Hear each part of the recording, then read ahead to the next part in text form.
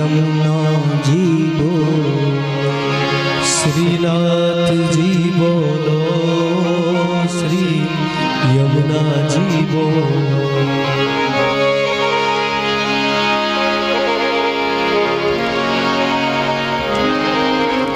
वैष्णव परंपरा में एक वैष्णव नो भाव भगवान प्रत्येनो लाड लडावવાનો भाव એનું નામ વૈષ્ણવ।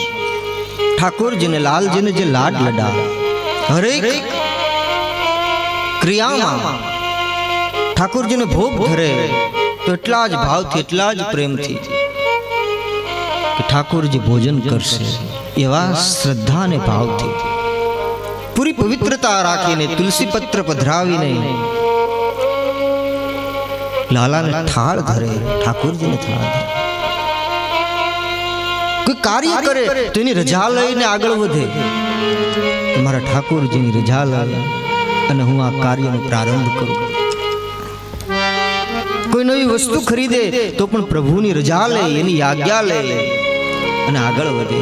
અને જીવનમાં કોઈ એવું કર્મ ન કરે કે જે ઠાકોરજીને ન ગમે, લાલજીને ન ગમે, પ્રભુને ન ગમે, જે કાર્ય રામને ન ગમે એવું કાર્ય ન કરે। એ સાચો વૈષ્ણવ, એ ભગવાનનો સાચો ભક્ત છે। આવો ભક્ત ભગવાનને પ્રિય છે। યોગેશ્વર ભગવાન કૃષ્ણ ભક્તિ યોગ 12મો અધ્યાય 12મા અધ્યાયની અંદર કહે છે કે કેવો ભક્ત ભગવાનને પ્રિય છે। ભગવાને એ પણ અર્જુનને કહી દીધું, અર્જુન તું સાંભળ, મને કેવો ભક્ત પ્રિય છે, કેવો જીવ મને પ્રિય છે। સ્વયં પોતાના શ્રી મુખારવિંદથી અર્જુનને આ પાવન વચનામૃતો કહે છે। ऐतन्यापित कर्माणि अनपेक्ष शुचिर्द्रक्ष उदासीनो गतव्यथ। हे अर्जुन, जे अनपेक्ष છે, અનપેક્ષનો અર્થ એવો થાય કે જે કોઈ અપેક્ષા કરતો નથી, કોઈ દિવસ કંઈ માંગતો નથી, ભગવાન પાસે પણ કંઈ માંગે નહીં। ઠીક છે, આપણે સંસારી જીવો છે, બીજે જ્યાં ત્યાં માંગવા કરતા પરમાત્મા પાસે આપણે માંગી બરાબર છે, પણ સાચો ભક્ત, સાચો વૈષ્ણવ તો ભગવાન પાસે પણ કશું માંગતો નથી।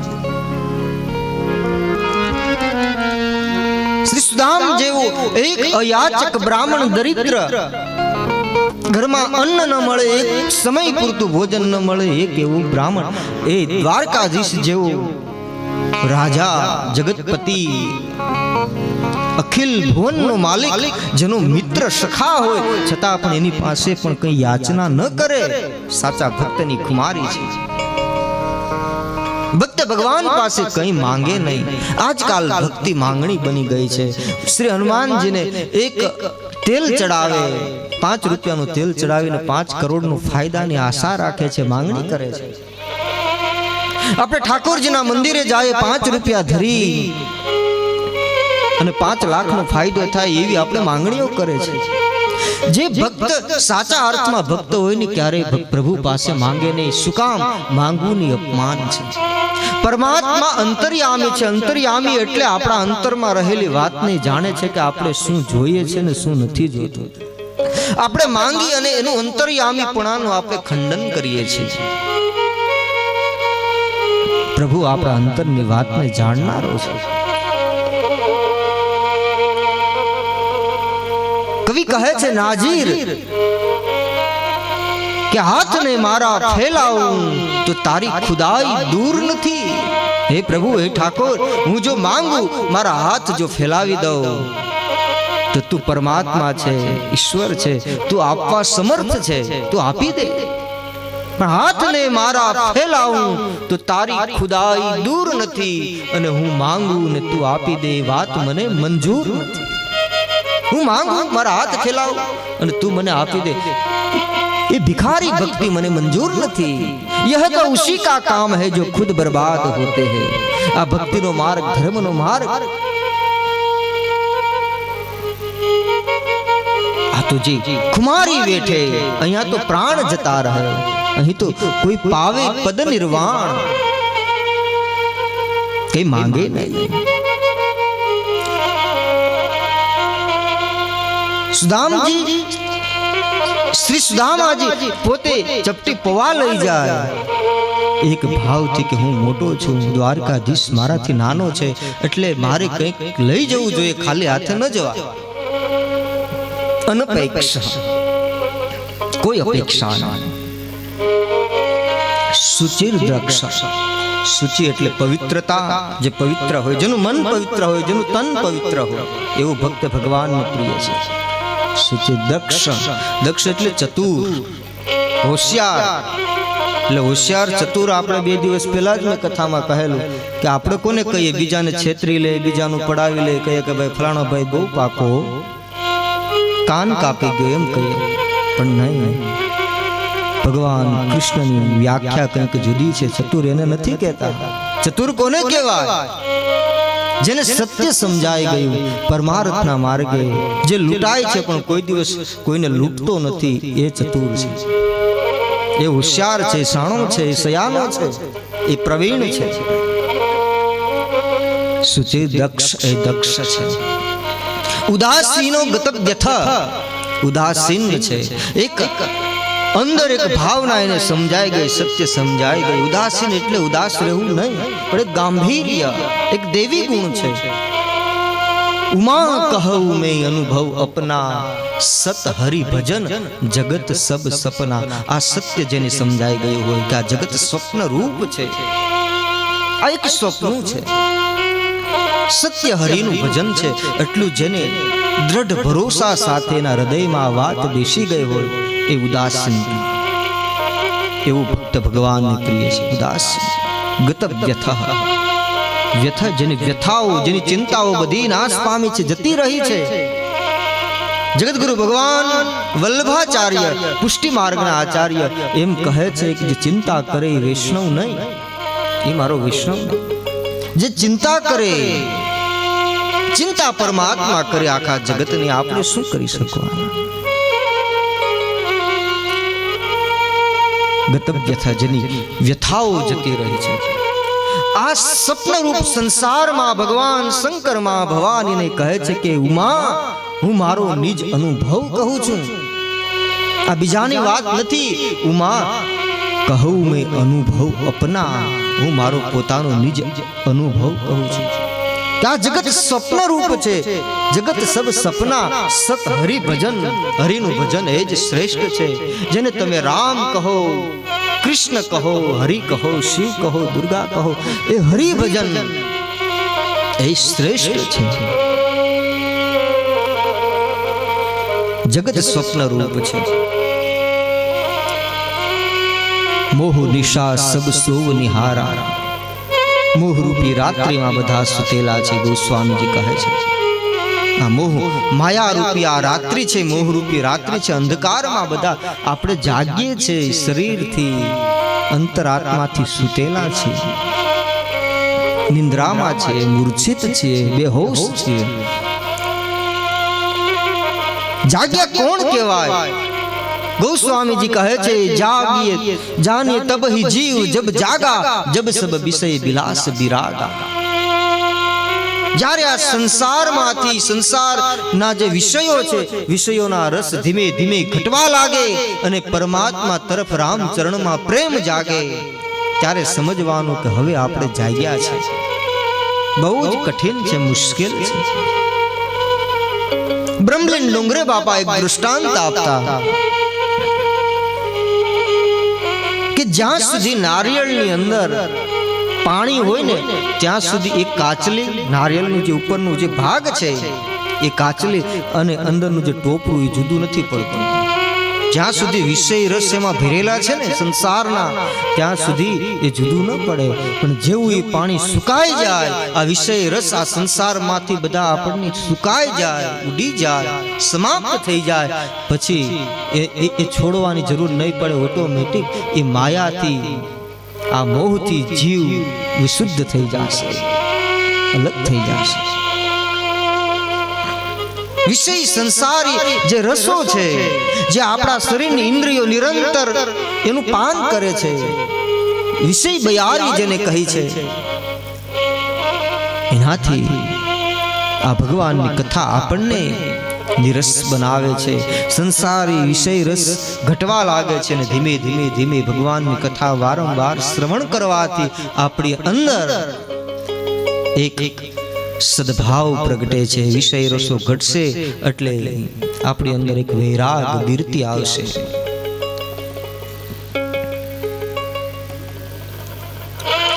બાકી તો આ સ્વપ્ન છે. એટલા માટે સંત કબીર સાહેબને કહેવું પડ્યું હશે કે સુખિયા સબ સંસાર હૈ. અને જે સુતાને એને કોઈને તકલીફ જ નથી. સુતા એને શું તકલીફ? આપણે સુઈ જાય રાત્રે પછી કાંઈ ચિંતા કરી, સવારે શું કરવાનું છે, ક્યાં જવાનું છે, શું કાર્ય કરવાનું છે, ક્યાં પ્રસંગમાં જવાનું છે, કઈ ચિંતા નથી. સુતા એને કઈ ચિંતા નથી. પણ કોઈ સાધુ સંતો આવા મહાપુરુષો જાગ્યા ને એને ચિંતા થાય છે. ઘણા લોકો નથી કહેતા હવે આખી દુનિયાની ચિંતા કરીને આપણે ક્યાં જવું, આપણે આપણું કરીએ તો એ ઘણું. આવું સંસારી લોકો ખાસ કરીને કહેતા હોય વ્યવહારમાં. પણ સાધુ સંતોની દૃષ્ટિ કંઈક અલગ હોય છે. એ પરમાર્થ માટે, બીજા માટે, સમાજ માટે, ધર્મ માટે એ પોતે જાગૃત હોય છે અને ટકોર કરતા હોય છે. કબીર સાહેબ કહે છે કે આ જગત સુખી છે કારણ કે એટલું જ જાણે છે ખાવું પીવું અને શું. સુખિયા સબ સંસાર है खावे पीवे और सोवे, दुखिया दास कबीर है क्यों जागे सो रोवे. જે જાગ્યા ને, જે જાગૃત થયા, જેનો અંતરાત્મા, જેનો માયલો જાગૃત થઈ ગયો ને એને જ અંદરની પીડા જાગૃત થઈ, એને જ વેદનાઓ પ્રગટી છે. બાકી સૂતો વ્યક્તિને કઈ ચિંતા નથી. પણ જે સુવાનું નાટક કરી જાય ને, કાયદેસર નિંદરમાં સૂતો હોય ને જગાડવો સહેલો. હું કહ્યા કરું વારંવાર મારી કથાની અંદર, કાયદેસર જે નિંદ્રામાં હોય એને જગાડવો સહેલો છે, પણ જે સુવાનું નાટક કરતો હોય ને એને જગાડવો બહુ મુશ્કેલ છે, બહુ જ કઠિન છે. જે નાટક કરતો હોય, સપનું હોય અને સ્વપ્નમાં જેમ માણસને સપનું આવે અને સ્વપ્નમાં જોયે તો એટલું અદ્ભુત સપનું આવ્યું હોય કે સપનમાં પોતે મહારાજા કોઈ દેશનો પીએમ બની ગયો હોય, વડાપ્રધાન રાષ્ટ્રપતિ બની ગયો હોય, ચારે બાજુ એની પાસે ખૂબ જ મોટી સિક્યુરિટી હોય, આખું પ્રશાસન એની નીચે હોય, એને સન્માન આપતા હોય, દેશના સૈનિકોને સેલ્યુટ કરતા હોય. આવી રાત્રે એને સપનામાં તો કેટલું બધું આવી ગયું હોય. આજુબાજુમાં તો સારી સારી કાર, રોલ્સ રોયસ જેવી કાર ચાલતી હોય, ઉપર હવાઈ માર્ગ દ્વારા પ્લેન એની સુરક્ષા કરતા હોય. આવું સપનું આવે અને અચાનક જગાઈ જાય, ત્યાં જોયે તો પોતાના ફળિયામાં એક બાવળ હોય ને ખાટલા હેઠે હૂતો હોય. એ બધું જતું રહે. રાત્રે જે દેખાણું, જે સપનામાં જે આવ્યું હોય ને બધું ભૂલાઈ જાય. એક સપન જેવી આ દુનિયા છે, સંસાર છે. સપનમાં અનેક પ્રકારનો ભ્રમ થાય છે અને એ આપણને સત્ય ભાસે. જ્યારે માણસ સપનમાં હોય ને ત્યારે એને સત્ય લાગે, પણ ખરા અર્થમાં સત્ય નથી હોતું. ચાર અવસ્થા છે આપણે ત્યાં: જાગૃત, સ્વપ્ન, સુષુપ્તિ અને તુર્ય અવસ્થા. ચાર અવસ્થા. સમય નથી એટલે બહુ વિસ્તારમાં નથી જાતો. મારે રામ જન્મ તરફ જવું છે, એ કથાનું ગાન કરવું છે. પણ જાગૃત અવસ્થામાં માણસ એને બહારનું બધું દેખાતું, અંદરથી અંધારું હોય, પાછું ભીતર અંધારું, બહાર અંજવાળું. જાગૃત સ્વપ્ન અવસ્થામાં બહાર અંધારું હોય, બહારને કઈ ખબર ન હોય. બહારની ખબર હોય તો બાવળ સામો દેખાય તો સપનું ભાંગી જાય, પરંતુ અંદરથી એને બધું સત્ય ભાસતું હોય, સત્ય લાગે. સુષુપ્તિ અવસ્થા જે છે એ એક મૂર્છિત અવસ્થા છે. અર્ધ જાગ્રત, અર્ધ સુપ્ત એવી એક અવસ્થા, મૂર્છિત અવસ્થા. તુર્ય અવસ્થા એ તો મહાપુરુષો, યોગીઓની એક કક્ષા છે. પણ સ્વપ્ન રૂપ સંસારમાં, આ મોહરૂપી રાત્રિમાં બધા સુતા તુલસી કહે યા ભગવાનની કથા જગાડે છે, ભગવાનનું નામ જગાડે છે. એવી આ દિવ્ય કથા વૃંદાવન બાગમાં ચાલી રહી છે. ત્યારે આવો રામ યાત્રા આગળ કરીએ. ભગવાનના અવતારોની કથા પૂછતા દેવી ભગવાન શંકરને કહે છે કે મુખ્ય કારણો કયા. ત્યારે ભગવાન શિવ મહાદેવ કહે, દેવી પ્રભુને ઉતરવાના કોઈ ચોક્કસ કારણો નથી હોતા. ઈદ મિથ્ય ન કહી શકાય, કારણ કે રામ અતર્ક્ય, કોઈ તર્કથી પકડાય નહીં એવું તત્વ છે, બુદ્ધિથી પકડાય નહીં, વાણીથી જેને પકડી શકાય નહીં એવું પરમ તત્વ છે. જ્યારે જ્યારે ધર્મને ગ્લાનિ થાય ત્યારે પરમાત્મા વિવિધ રૂપ ધારણ કરે છે. દેવી પણ હું તમને મુખ્ય 2-4 કારણો કહું છું. ગોસ્વામી તુલસીદાસ જે માનસમાં 5 કારણોની વાત કરી છે. રામ જન્મ કે હેતુ અનેકા, પરમ વિચિત્ર એક તે એકા. પરમ વિચિત્ર એમાંનું પ્રથમ કારણ છે રામ જન્મનું. એ છે જય અને વિજય નામના 2 દ્વારપાળો ભગવાન શ્રી હરિના જે દ્વારપાળો છે, નિત્ય ભગવાનના દ્વાર ઉપર ઉભા રહે છે, પહેરેદારી કરે છે.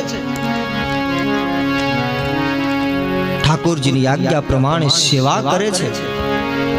એક દિવસ જે સનકાદિકો જે ભગવાનના પુત્રો છે એ નિરંતર પ્રભુમય રહેનારાઓ, એ સનકાદિકો એ વૈકુંઠમાં પધારે છે શ્રી હરિના દર્શન કરવા માટે. આ સનકાદિકો કોણ છે એનો પરિચય આપતા કહે છે, બ્રહ્માજીએ આમ તો જ્યારે સૃષ્ટિ ભગવાન શ્રી હરિ વિષ્ણુ પરમાત્માએ સૃષ્ટિ નિર્માણ કર્યું.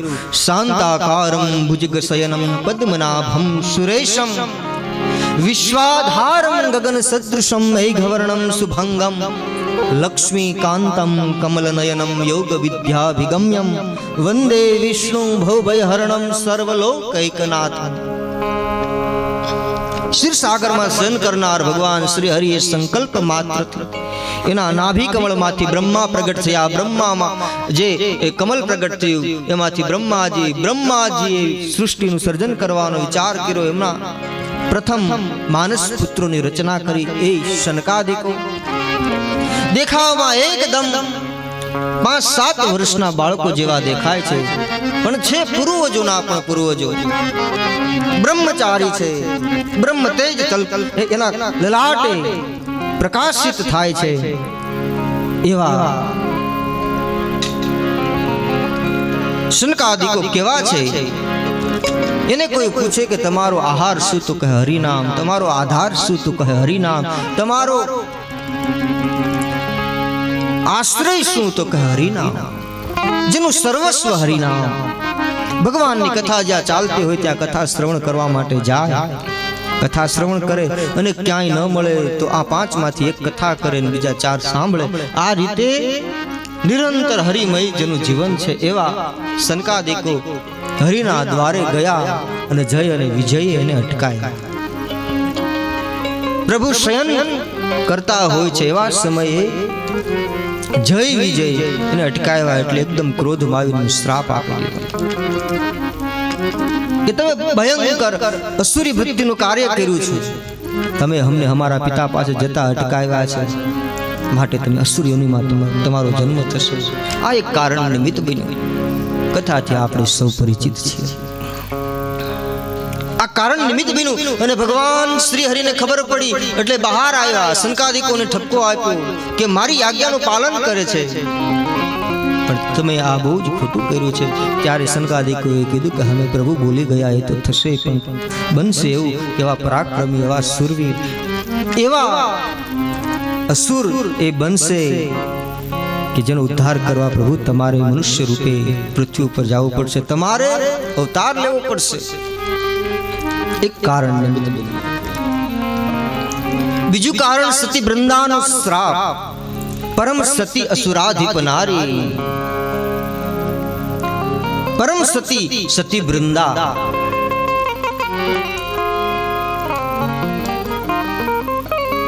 એમનું પતિ જાલંધર એમની પત્નીના સતીત્વના બળે પોતે અધર્મ આચરતો હતો. નિરંતર અધર્મનું આચરણ કરતો, આખા જગતમાં જેનો હાહાકાર મચાયો હતો. એ જાલંધર કોઈનો માયરો મરતો નહોતો.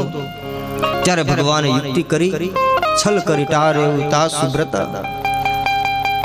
અને પ્રભુએ એનું વ્રત ભંગ કરાયું, જેના કારણે સતી વૃંદાએ શ્રાપ આપ્યો કે મારા પતિની ગેરહાજરીમાં પ્રભુ તમે જેમ મને છેતરી મારું વ્રત ભંગ કરાયું, એવી જ રીતે હવે બીજા અવતારમાં તમે જ્યારે રામ થશો અને મારો પતિ રાવણના રૂપમાં આવશે અને તમારી ગેરહાજરીમાં તમારા ધર્મપત્ની સીતાનું અપહરણ કરી જશે.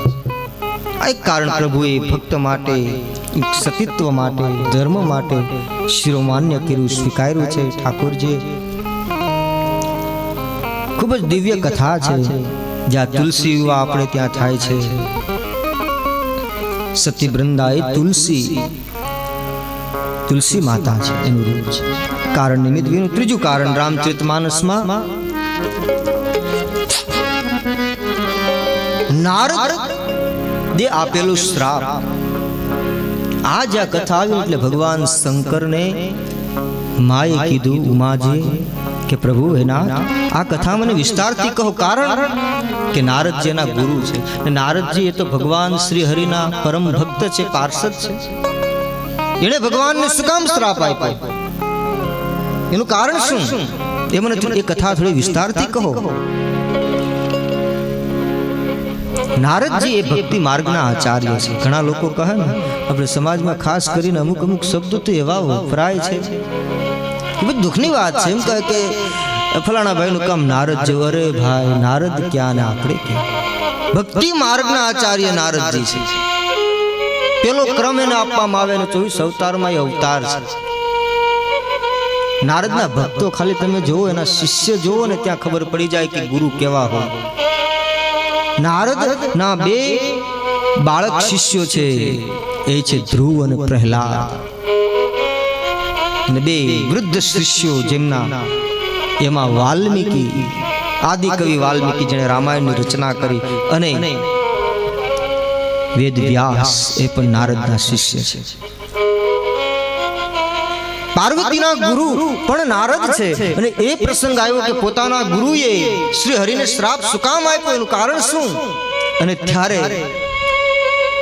ભગવાન એક કથા કહી કે દેવી સાંભળો. નારદજીને એવો શ્રાપ હતો કે એક જગ્યાએ કોઈ દિવસ સ્થિર થઈને બેસશે નહીં.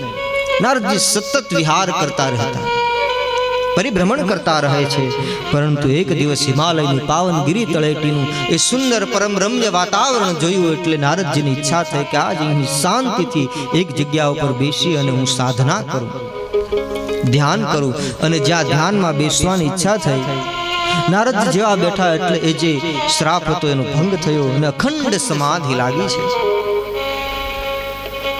એક લય લાગી શ્રી હરિમાં, અને એટલું તપ વધવા લાગ્યું. નારદજીનું તેજ વધ્યું, આખા જગતમાં તેજ ફેલાવા લાગ્યું છે કે સ્વર્ગ લોક સુધી તેજ પહોંચ્યું. અને સ્વર્ગના દેવતાઓ ને ઈર્ષા થઈ કે આ નારદજી કોઈ દી તપ કરવા બેસે નહીં ને આજ તપ કરવા બેઠા છે. શું કારણ? નક્કી અમારું સ્વર્ગ પડાવી લેશે. એ સ્વાર્થી દેવતાઓએ પોતાના મતલબનો અર્થ કાઢ્યો છે કે નારદજી અમારું સ્વર્ગ મેળવવા માટે તપ કરે છે. પણ એને શું ખબર? તુલસી અહીં દાખલો આપ્યો છે, અહીં દૃષ્ટાંત આપ્યું છે કે કોઈ એક કૂતરું હોય, શ્વાન હોય, અને એ એક હાડકાનો ટુકડો મુખમાં લઈને જાતું હોય ને સામેથી મૃગરાજ મળે અને મૃગરાજને જોઈને ભાગે. એને એમ થાય કે આ સિંહ આ મારા લેશે. એમ આજે સ્વર્ગના દેવતાઓ ઈર્ષા કરે છે નારદની. પણ નારદ જેવા જીતેન્દ્રિય પુરુષને, ભગવાનના પરમ ભક્તને સ્વર્ગના સુખને શું કરવું? કોઈ આશા નથી. નારદજી બસ સહજ એ ધ્યાનમાં બેઠા, અખંડ સમાધિ લાગી. એટલે સ્વર્ગના દેવતાઓને ઈર્ષા થઈ એટલે કામદેવને બોલાવી ઇન્દ્રએ કીધું કે તમે નારદની સમાધિ તોડાવો. કારણ જો આમ નમે તપ કરતા રહેશે તો આપણું સ્વર્ગ જતું રહેશે, આપણા ભોગ વિલાસ સુખ સંપત્તિ બધું જ જતું રહેશે. કામદેવ આવ્યો છે. પુષ્પ ધનવા કામદેવ, અપ્સરાઓ, ગંધર્વો, કિન્નરો એની આખી મંડળીને લઈ અને વસંત ઋતુનું નિર્માણ કર્યું છે. એ ગિરી તળેટીમાં નૃત્ય ગાન થયું, બહાર રાગ છેડાયો, સુંદર પાવન વાતાવરણ થયું. અને નારદજી ધ્યાનમાં બેઠા બધા જ પ્રયત્નો કર્યા, પુષ્પનું બાણ સંધાન કરી અને વારંવાર પ્રયોગો કર્યા, છતાં પણ નારદજીની સમાધિ તૂટી નહીં, કઈ ફેર ન પડ્યો, કોઈ ફરક ન પડ્યો. નારદજીની સમાધિ અખંડ રહી અને બધા પ્રયાસો કરતા કામદેવ નિષ્ફળ ગયો અને ત્યાં એ સાષ્ટાંગ કરી ગયો. ધન્ય છે દેવર્ષિ નારદ, ધન્ય છે તમારી જેવું જીતેન્દ્રિય પુરુષને ધન્ય છે. હું એ કામદેવ છું કે જે કામ મેં શંકરનું ત્રીજું નેત્ર ખોલાવનાર હું કામ. નારદજી આપની શરણે થયો છું. આપના સંયમને, આપના નિયમને, આપના વ્રતને, આપના બ્રહ્મચર્યને ધન્ય છે. આમ જ્યાં વખાણ શરૂ થયા ને ત્યાં નારદની આંખ ખુલવા લાગી.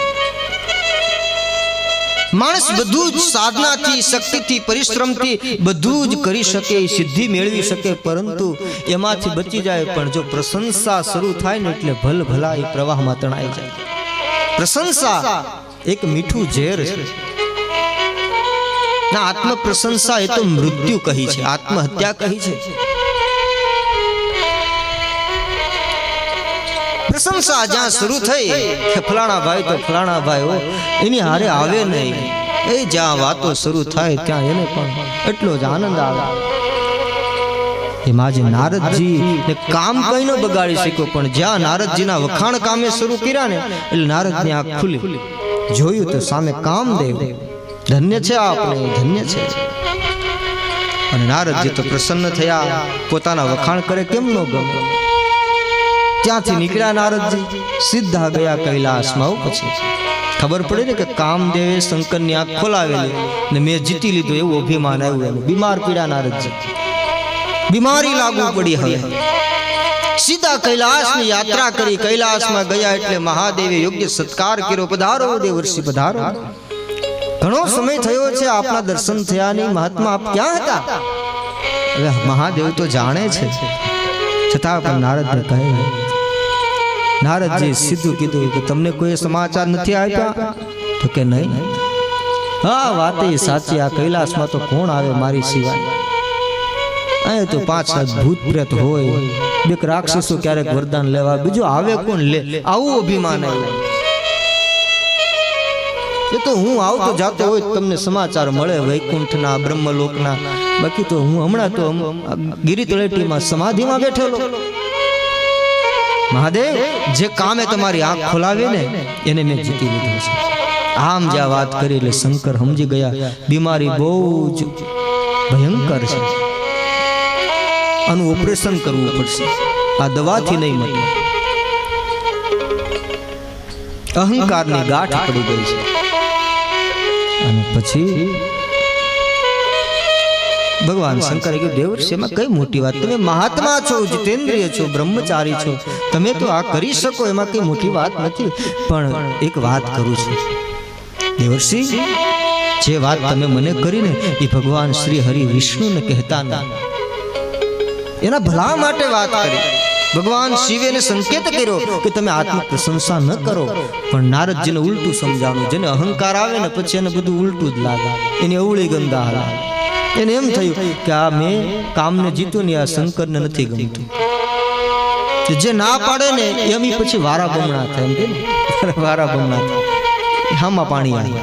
લઈ નારદજી ત્યાંથી સીધા નમસ્કાર કરી, હર હર મહાદેવ કરીને સીધા વૈકુંઠમાં નીકળી ગયા. સીધા વૈકુંઠમાં ગયા. વૈકુંઠમાં હાથમાં કરતાલ વીણા, મુખમાં હરિનામ સ્મરણ કરતા કરતા નારદજી પધારે છે. શ્રીમન નારાયણ નારાયણ હરિ હરિ, શ્રીમન નારાયણ નારાયણ હરિ હરિ, શ્રીમન નારાયણ નારાયણ હરિ હરિ, શ્રીમન નારાયણ નારાયણ હરિ હરિ. તેરી લીલા સબસે ન્યારી ન્યારી હરિ હરિ, તેરી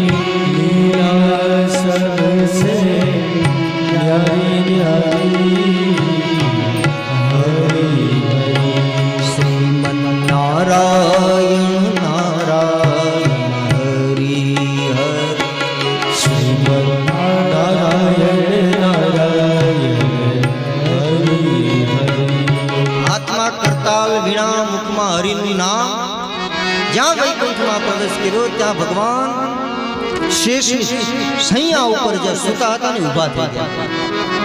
पधारो पधारो पधारो देवर्षि पधारो महात्मा, कहाँ थे इतने दिनों से आपके दर्शन नहीं हुए, पधारो बाप. અને જ્યાં નારદજીનું સન્માન થયું, નારદજીને તો વધારે આનંદ આવ્યો. તો કહે તમને કોઈ સમાચાર નથી આપ્યા? તો કહે નહીં. શું થયું? તો કહે હમણાં હું કૈલાસમાં ગિરી તળેટીમાં તપ કરવા બેઠેલો, કામદેવ આવેલો, જે કામે શંકરની આંખ ખોલાવી એને મેં જીતી લીધો છે. એ મારું કંઈ ન બગાડી શક્યો. ભગવાન પણ સમજી ગયા નારદજી બીમાર થઈને આવ્યા છે અને વાયા કૈલાસ થઈને આવ્યા, એટલે અહીંયા ઓપરેશન કરવા જ મોકલ્યા. શિવજી તો વરદાન આપે, ગમે ને આપે. તો ભોલેનાથ છે, અસુર આવે, રાક્ષસ આવે, કોઈ પણ તપ કરે એટલે વરદાન આપે. પછી ઓપરેશન ભગવાન શ્રી હરિ વિષ્ણુ કરે.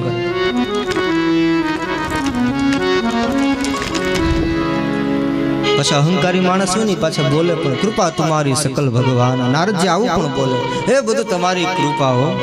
આપણે નથી કહેતા, આપણે કોઈને કરી ગયા હોય ને કોઈ આપણે પૂછે, એ બસ આ સાધુ સંતો મહાપુરુષોની દયા યા કૃપા. આપણે એમ કીધું આમાંથી એક કાર આપી દો ને અમને. બહુ જ કઠિન છે, બોલવું સહેલું છે. કૃપા તમારી સકલ ભગવાના, તમારી કૃપા હે પ્રભુ. ઠીક છે. નારદજી ત્યાંથી નીકળ્યા. પછી ભગવાન શ્રી હરિ વિષ્ણુ પોતાના ભક્તને કોઈ દુર્ગતિ થાય, અહિત થાય એવું ન કરે એટલે પરમાત્માએ એક કસોટી લીધી. ઘણી વખત ભગવાન આપણી ઉપર કસોટી કરે છે. ક્યારેક આપણને એવો સમય આપે છે, કપરો સમય, સંકટનો સમય. એ કોઈ આપણી માટે વિપદા નથી, પણ પ્રભુની એક શિખામણ હોય છે. જેમ કે આજે કોરોના વાયરસ ચાલે, આખી દુનિયા માટે બહુ જ મોટી શીખ છે. હા, એ કઈ સારી વસ્તુ નથી, આપણને ગમે નહીં, પણ એક શીખ આમાંથી શીખવા જેવું પણ ઘણું ખરું. આપણા આદરણીય પ્રધાનમંત્રી નરેન્દ્ર મોદી સાહેબ, એમણે જે વાત કરી આ સમયમાં કે આ અવસરને એક તક બનાવીએ, અવસર બનાવીએ, આ મહામારીને એક અવસર બનાવીએ, આત્મનિર્ભર બનીએ. આત્મનિર્ભરની વાત આવી ને આપણને બહુ જ મોટી શીખ મળી કે આપણા પાડોશી દેશ ચાઇના જેવા પાસેથી આપણે નાની એક ચીજ વસ્તુથી લઈ અને તમામ જીવન જરૂરિયાતોની વસ્તુઓ આપણે ત્યાંથી ખરીદતા આપણો દેશ વધુ ને વધુ ગરીબ થતો જાય. તે લોકો જે દુશ્મન દેશી સદ્ધર થાય આપણા જ પૈસે. ત્યારે આત્મનિર્ભર બનવાના કેટલા અભિયાનો ચાલ્યા એટલા વર્ષોથી, પણ ક્યારેય થયું નહીં. દેશ આઝાદ થયો એટલા વર્ષો પછી જો થોડું ઘણું 5-25% સમજાયું હોય ને તો આ સમયમાં સમજાવું. બહુ કેવું પણ નથી પડ્યું ને લોકો આપ મેળે સ્વનિર્ભરથી આત્મનિર્ભર તરફ થવા લાગ્યા. એટલે ઘણી વખત એવો અવસર, એવો સમય આપણને મોટી શિખામણ આપી જતો હોય છે. ને આપણા ભલાની જ વાત હોય ને જરૂરી નથી જીવનમાં કે બધું આપણને ટાઈમસર મળી રહે. ઘણી વસ્તુ ચૂકી જવામાં જ ફાયદો હોય. હું કહ્યા કરું છું કે આપણે અહીંયાથી રાજકોટ જવું હોય, સવારની એક બસ હોય, સરકારી બસમાં જવાનું હોય ને એક જ બસ મળતી હોય, સવારનો ટાઈમ 5 વાગ્યાનો હોય, તો આપણે 4 વાગે 3 વાગે જાગવું પડે. પછી આપણે ફ્રેશ થઈ સ્નાન સંધ્યા કરી અને તૈયાર થઈ જાય, નાસ્તો કરીએ, નો કર્યા ઉતાવળમાં આપણે નીકળી જાય, કંઈ આ બસ ચુકાઈ ન જાય. એ ભયમાં આપણે ઉતાવળે દોડીએ. ગામથી થોડું દૂર 1 કિલોમીટર દૂર સ્ટેશન હોય, ત્યાં બસ આવતી હોય અને આપણે ત્યાં જઈએ અને થોડા દૂર રહીએ, 100 મીટર દૂર રહીએ અને બસ આપણે ભાળી અને જતી રહી. તો કેવું થાય કે આ જે બસ પકડવા માટે હું અડધી રાતે જાગ્યો એ આ ખામે વહી ગઈ. થાય ને દાદા, ગુનો દાદા, દુઃખ થાય ને આપણે, બસ વહી ગઈ. અને પછી 5 કલાક પછી સમાચાર આવે કે જે બસ ગઈ ને, સમાચાર જોતા હોય ટીવીમાં આવે કે બસનું એક્સિડન્ટ થયું. તો કેવું થાય કે સારું થયું ચુકાઈ ગઈ. જીવનમાં ઘણું બધું ચૂકાઈ જાય ને એ આપણા હિત માટે જ હોય છે. જરૂરી નથી કે બધું આપણને પ્રાપ્ત થઈ જાય. પરમાત્મા આપણી ક્ષમતા અને યોગ્યતા અનુસાર આપણને આપે છે. નારદજી બીમાર પડ્યા એટલે ભગવાન શ્રી હરિએ એક રચના કરી, એક માયાવી નગર બનાવ્યું. જે માર્ગમાં નારદજી જતા હતા એ નગરમાં પ્રભુએ પોતાનું ઐશ્વર્ય સ્થાપ્યું છે. માયા નગરી બનાવી, જેનો રાજા શીલનિધિ નામનો રાજાને સ્થાપિત કર્યો. એમની દીકરી વિશ્વમોહિની, જેનો સ્વયંવર થવાનો છે. હજારો રાજા મહારાજાઓ એને પ્રાપ્ત કરવા માટે સ્વયંવરમાં બધા ભાગ લેવા માટે આવ્યા છે. એક સુંદર એવું અદ્ભુત નગર. આ તો ભગવાનની માયા હતી, એનું ઐશ્વર્ય હતું. એમાં શું ખામી હોય? એમ કહેવાય છે નારદજી આકાશ માર્ગે વિહાર કરતા નીકળ્યા અને નીચે દૃષ્ટિ કરી. આવું અદ્ભુત નગર જોયું, આવા અદ્ભુત મહેલો, આવા આ જે ચોરાઓ, સુંદર અટારીઓ, જે અદ્ભુત સરોવર, ઉપવન, વાટિકાઓ, આ બધું જોયું. નારદજીની ઈચ્છા થઈ કે આ કયું નગર? આ નગરમાં તો હું ક્યારે આવ્યો નથી. આ નગરનું નામ શું? ચાલ હું યાત્રા કરું. અને એ નારદજી પધાર્યા છે. શીલનિધિ નામનો રાજા છે, એમણે યોગ્ય સત્કાર કર્યો નારદજીનો. પધારો પધારો દેવર્ષિ પધારો. યોગ્ય આસન આપ્યું, ચરણો ધોયા, આદર આપ્યો છે. અને પછી પોતાની વાત કરી છે કે બાપજી, મારી દીકરી વિશ્વમોહિની છે, એમને ચરણે લગાડી છે. એમનો સ્વયંવર થવાનો છે. હજારો રાજા મહારાજાઓ આવ્યા છે. એના ભાગ્યનો આજે નિર્ણય થવાનો છે. એમને આશીર્વાદ આપો. અને જ્યાં પર્શ નારદજીના ચરણોમાં પર્શ વિશ્વમોહિનીએ કર્યો, ચરણોમાં સ્પર્શ કર્યો, ત્યાં નારદનું મન બગડ્યું. ભગવાનની માયા એટલી પ્રબળ છે, બહુ જ પ્રબળ છે. એટલે નારદજીએ ઈચ્છા જાગી, કોઈ દી ન જાગે એવી ઈચ્છા જાગે કે હું બ્રહ્મચારી વ્રત તો બહુ પાળ્યું, સંન્યાસી તો બહુ રહ્યો, પણ હવે હું પરણી જાઉં તો સારું. વિશ્વમોહિનીનું રૂપ જોયું ને એટલે નારદને પરણવાની ઈચ્છા થઈ, મોહિત થયા. પણ હવે આ સાધુના વેશમાં આ કરતાલ વીણા ને આવું બધું હોય સાધુના વેશમાં, તો કે આ વિશ્વમોહિની આપણી સાથે પરણે નહીં. એની માટે રૂપ જોઈએ. નારદજી મનોમન વિચાર કરે તો આ રૂપ કોણ આપે? તો કહે નોધારાનો આધાર એક શ્રી હરિ છે. નારદજી નગરની બહાર જતા હતા, ત્યાં એક સરોવર હતું, ત્યાં જઈ અને આજે સ્તુતિ કરે છે પરમાત્મા. આજે સ્તુતિની એક પંક્તિ ખાલી કરીને ત્યાં જ ભગવાન શંખ ચક્ર ગદા પદ્મધારી ચતુર્ભુજ નારાયણ સ્વરૂપે પરમાત્મા પ્રગટ થઈ ગયા. માંગો માંગો માંગો દેવર્ષિ માંગો. નહીતર નારદજી કોઈ સ્તવન કરે, કોઈ સ્તોત્ર ગાન કરે, કોઈ સ્તુતિ કરે, એ પૂરી થાય ને પછી પરમાત્મા આવે. પણ આજે તો પેલી જ લીટી ગાઈને જે ત્યાં જ પ્રભુ પધારી ગયા. માંગો, શું આપું? ભક્તિ આપું, જ્ઞાન આપું, વૈરાગ્ય આપું? નારદજી કહે પ્રભુ ભક્તિ બહુ છે મારી પાસે, જ્ઞાન છે, ત્યાગ છે, વૈરાગ્ય છે, આ કશું જોતું નથી, તો શું જોઈએ? તો કહે પ્રભુ તમારું રૂપ મને આપો. મારું રૂપ? ભગવાન સમજી ગયા કે નારદજી મોહિત થયા છે, મારા માયાના આવરણમાં આવી ગયા. એટલે નારદજી કહે મારા ભક્તોનું હિત થાય એવું જ હું, પ્રભુ કહે એવું જ હું કરું છું. ભક્તોના હિત માટે પ્રભુ એનું કલ્યાણ કરે છે. અને પછી એમ કહેવાય છે નારદજીએ પોતાના મુખ ઉપર હાથ ફેર્યો. હાથ ફેર્યો ને તેને એમ થયું કે રૂપ બદલાઈ ગયું, પણ એને ખબર નથી કયું રૂપ થયું છે. અને પછી જે રાજસભા હતી, બધા રાજાઓ સિંહાસન ઉપર બેઠા હતા, એમાં પેલા જ સિંહાસન ઉપર નારદજી જઈને બેઠા. એને મનોમન વિચાર કર્યો કે વિશ્વમોહિની જયમાળા લઈને નીકળે, એને આમ વધારે યાત્રા કરવીની, પરિશ્રમ કરવો નહીં, પેલો જ હું બેઠું એટલે મારા ગળામાં જયમાળા નાખી દે એટલે હું લઈને જતો રહું. આવા શોભાના ગાંઠિયા મનમાં વણે છે. પણ એ સભાની અંદર બે શિવના રુદ્રગણો પણ હતા. એ શિવના રુદ્રગણો તો ઓળખતા હતા કે આ તો દેવર્ષિ નારદ છે. આ મહાત્મા આ સંસારની સભામાં ક્યાંથી આવી ગયા? મનોમન એકબીજા બે વાતો કરે. એમાં એક પ્રશ્ન કર્યો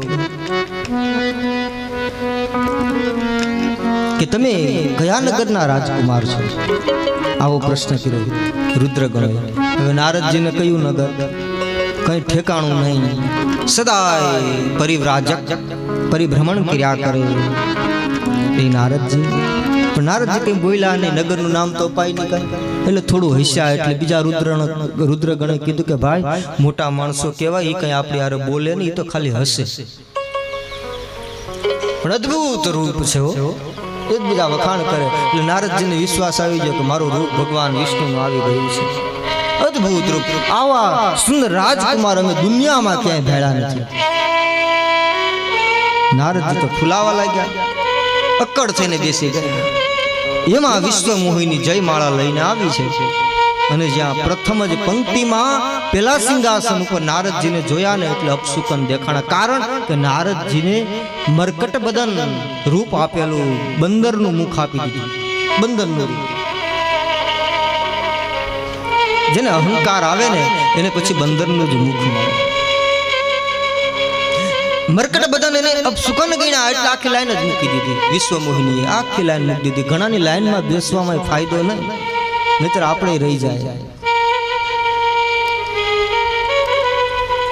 વિશ્વમોહિની આગળ ગઈ, જે મધ્યમાં ભગવાન રાજકુમારનું રૂપ લઈને આવેલા શ્રી હરિ એના કંઠમાં જયમાળા પહેરાવી અને જતા રહ્યા. આ નારદજીથી સહન ન થયું, નક્ષિક સળગી ઉઠ્યા, પીડા થઈ, દુઃખ થયું. અને નારદજીએ એકદમ ભગવાનને કહેવા લાગ્યા, ક્રોધમાં આવી ગયા છે. અને જે પેલા રુદ્રગણો હતા ને એને શ્રાપ આપી દીધો કે તમે અસુરી વૃત્તિનું કામ કર્યું, તમે એક સાધુને સતાવવાનું કામ કર્યું છે, એટલે તમે અસુર કુળમાં તમારો જન્મ થશે. આમ શ્રાપ મળ્યો. એ રુદ્રગણો પણ રાવણ અને કુંભકર્ણ તરીકે બીજા યુગમાં આવે છે. એક શ્રાપ નિમિત્ત બન્યો નારદ. એ સમયે નારદજી જાય છે ત્યાં માર્ગમાં જ ભગવાને પાછી દિવ્ય લીલા કરી કે વિશ્વમોહિની અને ભગવાન એને માર્ગમાં મળ્યા. અને જ્યાં નારદજીએ એ પ્રભુને જોયા ત્યાં નારદજીનો મગજ ગયો. આજે સ્તુતિ પાઠ કઈ ન કર્યું, આજે અપશબ્દો કહેવા લાગ્યા કે આ જગતમાં તારી ઉપર કોઈ સત્તા નથી, એટલે તું મન ફાવે એવું વર્તન કરશો, કારણ કે તું પરમ સ્વતંત્ર છે. તે ભોળાનાથ શંકરને તે ઝેર પાયું, પોતે પોતાના સંતાનો દેવોને અમૃત તે પાઈ દીધું. કૌસ્તુભ મણિ તે સ્વીકાર કર્યો, તે રાખી લીધું. તું છળ કરનારો છે, કપટ કરનારો છે, આવા ન બોલવાના શબ્દો બોલ્યા. જ્યારે જે ભગવાનની આદિ શક્તિ જે છે એ વિશ્વમોહિની રૂપમાં જે શક્તિ હતી, મહામાયા કહે પ્રભુને પોતાના પતિનું અપમાન સહન ન થયું, પ્રભુનું અપમાન સહન ન થયું. એટલે કીધું પ્રભુ હવે આને અટકાવવા કેવું બોલે છે? ત્યારે પ્રભુ શ્રી હરિ કહે છે કે દેવી શાંત રહો. નારદના મુખે મેં સ્તોત્રો મંત્રો આ બધું જ ખૂબ સાંભળ્યું છે, પરંતુ આજે એક અનોખી સ્તુતિ હું સાંભળી રહ્યો છું. ભગવાનના ભક્તો જ્યારે અપશબ્દો કહે, ગાળો દે, એ પણ ભગવાનને પ્રિય લાગે છે. નરસિંહ મહેતા કહે છે બે માં બે બાપનો આ કેવી મોટી ગા. પણ ભગવાનના ભક્તો ભગવાનને પ્રિય છે. ગમે તે કહે. પ્રભુ પ્રસન્ન થયા નારદ ઉપર, કંઈ કહ્યું નહીં, બધું જ કહી દીધું. પછી ભગવાને પોતાની માયા સમેટી લીધી. જ્યાં માયા સમેટી લીધી એટલે ન મળે કોઈ નગર, ન રાજા, કોઈ વિશ્વમોહિની, કોઈ નહીં. માત્ર બે જ રહ્યા હતા, અને એ ભગવાન શ્રી હરિ અને ભક્ત અને ભગવાન. સંસારની માયા જ્યારે જતી રહે, આવરણ જતું રહે જીવનમાંથી, ત્યારે માત્ર બે જ રહે છે, એક ભક્ત અને ભગવાન, જીવ અને શિવ. નારદજીને સત્ય સમજાયું, માયાનું આવરણ હટી ગયું. ભગવાન ચરણોમાં સાષ્ટાંગ દંડવત વંદન કર્યા છે કે પ્રભુ મને ક્ષમા કરો, મારાથી અપરાધ થઈ ગયો. પ્રભુ આપની માયાના આવરણમાં હું આવી ગયો, હું ભ્રમિત થયો છું. ત્યારે પ્રભુ કે ચિંતા ન કરો નારદ, જે કંઈ થાય છે સંસારમાં મારી ઈચ્છાથી જ થાય છે એવું તમે સમજો. અને જે રુદ્રગણોને તમે શ્રાપ આપ્યો છે એનો કોઈ અપરાધ નથી, એને ક્ષમા કરો દેવર્ષિ. ત્યારે દેવર્ષિ નારદ કહે પ્રભુ હું જે બોલી ગયો એ તો થશે, પણ બનશે એવું એવા પરાક્રમી, એવા સુરવીર, એ અસુર બનશે પ્રભુ કે જેનો ઉદ્ધાર કરવા તમારે સ્વયં ધરતી પર પધારવું પડશે. એક કારણ નિમિત્ત બન્યું છે. રામાયણ રામ જન્મનું આ ત્રીજું કારણ છે. ચોથું અને પાંચમું કારણ સાથે આપણે બપોર પછી હવે રામ જન્મની કથા કરશું. બધા જ ભાવિક ભક્તજનો, માતાઓ, બહેનો પૂરા જાગૃત રહે. ડરવાની જરૂર નથી. આ કોરોના વાયરસ મહામારી સરકાર પણ કહે છે, ડોક્ટરો પણ કહે છે કે આપણે ડરવાની જરૂર નથી, પણ જાગૃત રહેવાની જરૂર છે.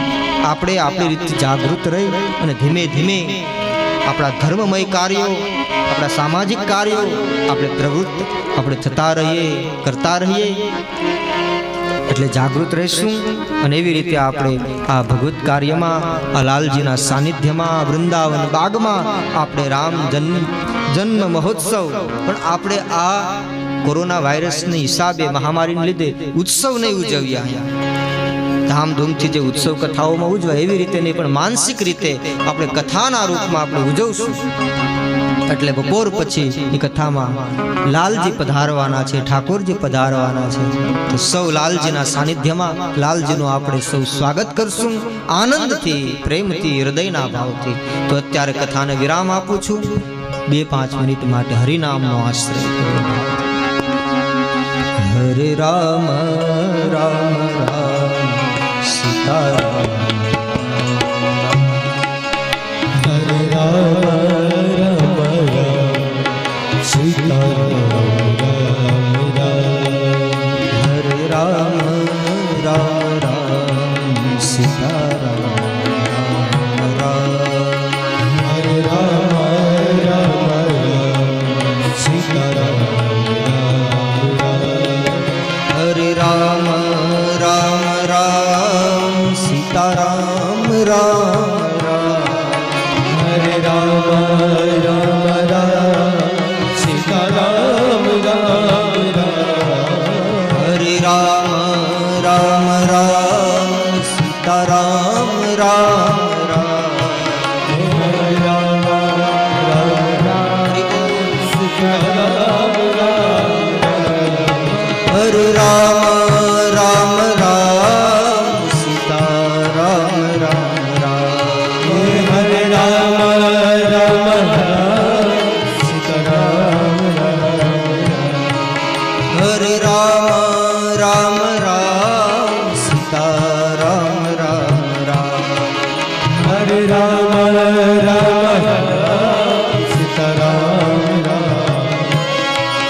હરે રામ રામ રામ સીતારામ, રામ રામ, હરે રામ રામ રામ સીતારામ, રામ રામ, હરે રામ રામ રામ સીતારામ, રામ રામ, હરે રામ રામ રામ સીતારામ,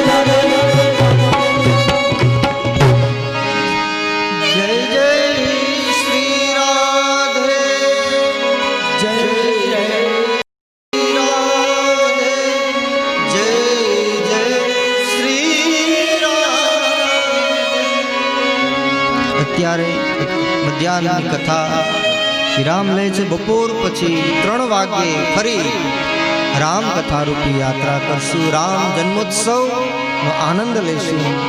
પ્રાસંગિક યાત્રા કરશું. ભાવથી બધા જય જયકાર કરજો. બોલે શ્રી રામચંદ્ર ભગવાન કી જય. શ્રી અવધ બિહારી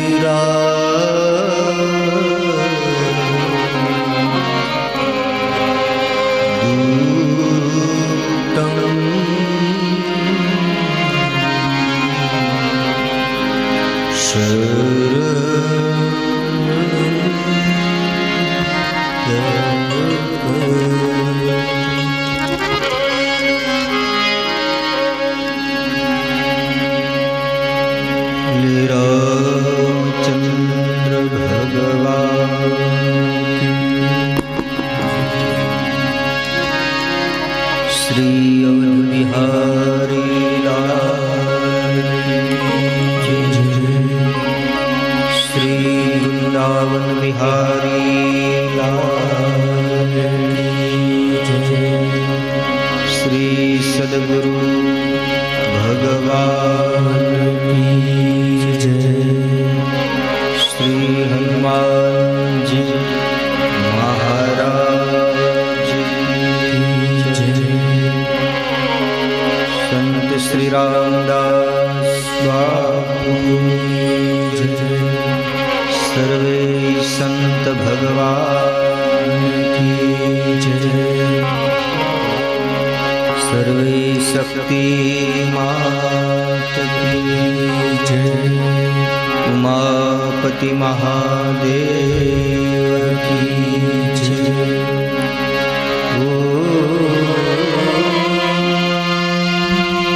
नमः पार्वती पतये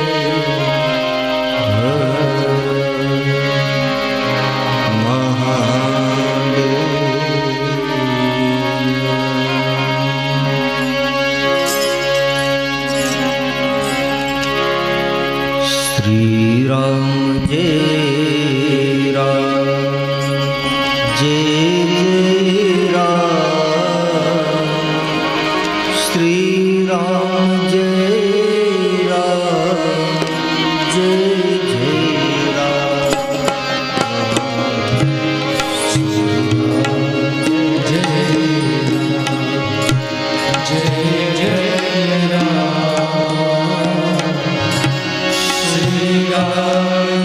जय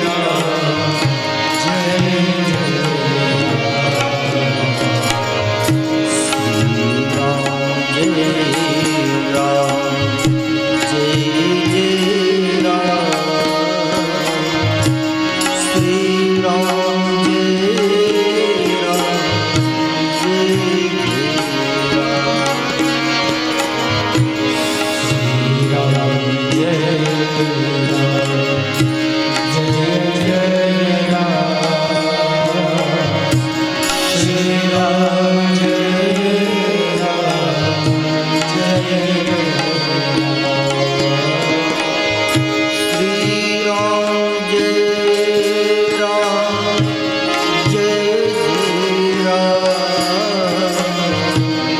Jai Ram, Jai Ram, Jai Ram.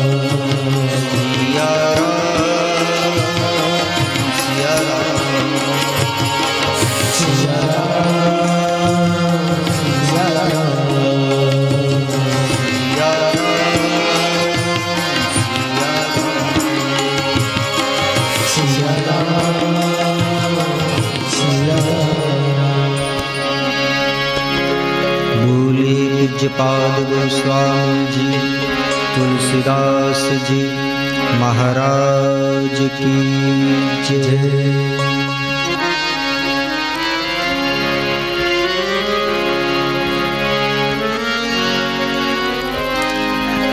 अखिल ब्रह्मांड नायक जग ज्योति स्वरूप जगत नियंता प्रभु श्री रामचंद्र भगवान ना चरणों में वंदन करी, भूत भावन भगवान महादेव ना चरणों में वंदन करी, राधा कृष्ण भगवान ना चरणों में वंदन करी, हनुमंत चरणों में वंदन करी, सदगुरु महाराज ना चरणों में वंदन करी अने रामपरा गामने आंगणे परम पावन वृंदावन बाग में लालजी महाराज विराजित छे।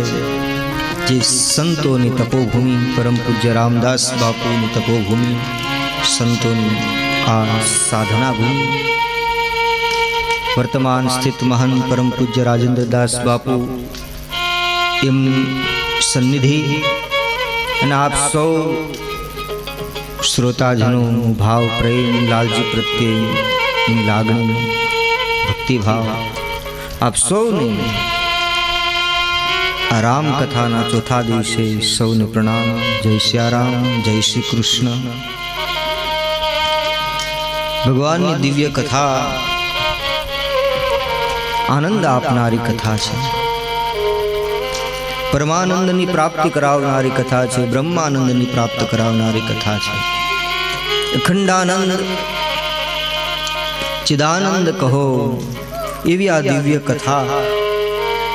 કલયુગમાં એ કથા શ્રવણ એ ભક્તિ, શ્રેષ્ઠ ભક્તિ છે. નવધા ભક્તિ કહેવામાં આવી છે આપણા શાસ્ત્રોની અંદર. શ્રીમદ ભાગવત મહાપુરાણની અંદર નવધા ભક્તિનું વર્ણન કર્યું. તેમાં પ્રથમ ભક્તિ શ્રવણમ કીર્તનમ વિષ્ણુ સ્મરણમ પાદ સેવનમ. પ્રથમ શ્રવણ ભક્તિ, સાંભળવું. સાંભળવું એક શ્રેષ્ઠ કળા છે.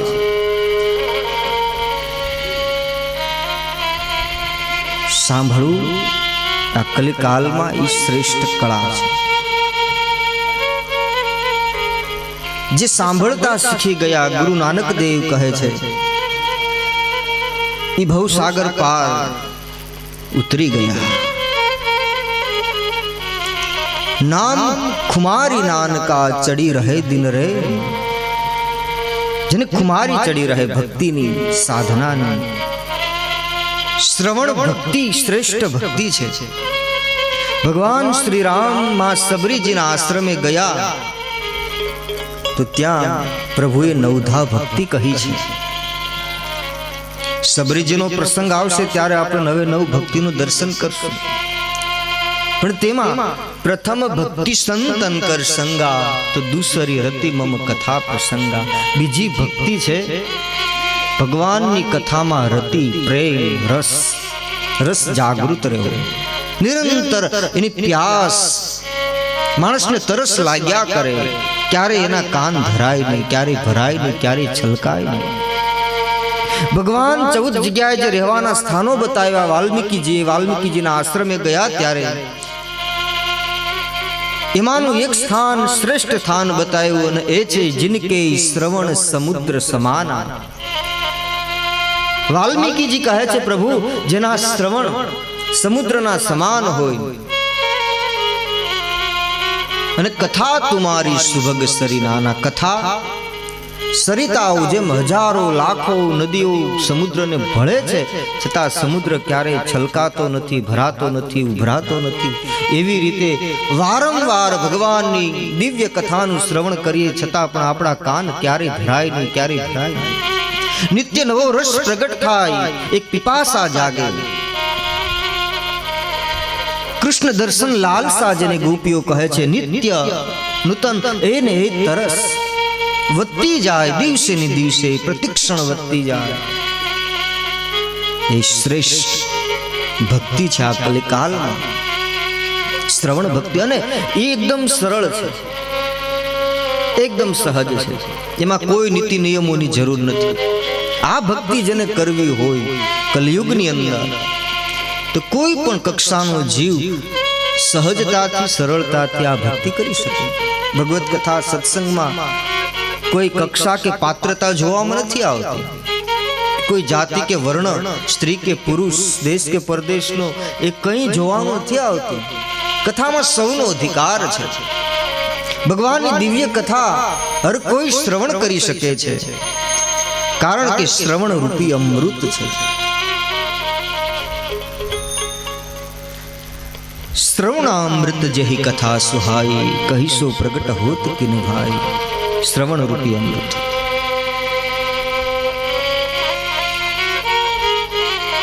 આ કાનેથી રેડે અને હૃદયમાં જો એ ઉતરી જાય તો નિત્ય આનંદ સચ્ચિદાનંદનો અનુભવ થાય. પરમ સુખની પ્રાપ્તિ થાય છે. અને કથામાં રતિ હોવી રસ હોય. અત્યારે આપણે ત્યાં કહેવાય ને, ઘણા લોકો કહે કે અમે તો કેટલી કથાઓ સાંભળી અને નાખી. કેટલી કથાઓ તો એટલી તો રામાયણ સાંભળી, એટલી ભાગવતજીની કથાઓ સાંભળી. પણ ભાગ્ય વિના મળતું નથી. ભાગ્ય હોય છે એકદમ સરળ અને સસ્તું, પરંતુ જો ભાગ્યમાં હોય તો જ ભગવાનની દિવ્ય કથા શ્રવણ કરવાનો અવસર પ્રાપ્ત થાય. બાકી બહુ જ મુશ્કેલ છે.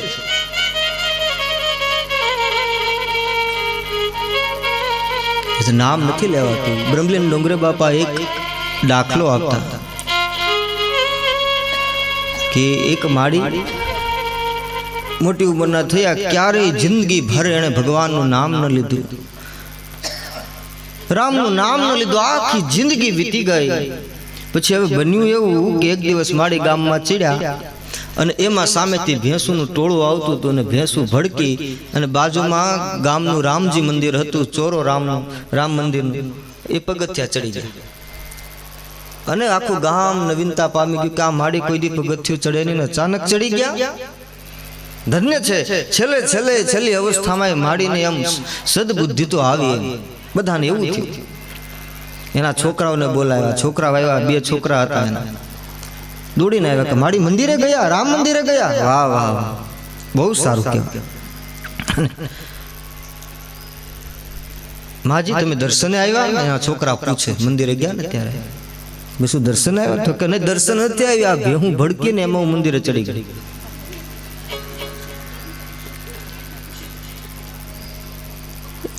મોટો છોકરો હતો ને, એ નાનો હતો ને, થોડો લોભી હતો. એટલે એને યુક્તિ કરી, ગમે તેમ માડી આવ્યા તો ખરા ને મંદિરે. બહુ સારું કહેવાય. રામજી મંદિરે આવ્યા એટલે ભગવાનની મૂર્તિ હતી, રામ લક્ષ્મણ અને જાનકી.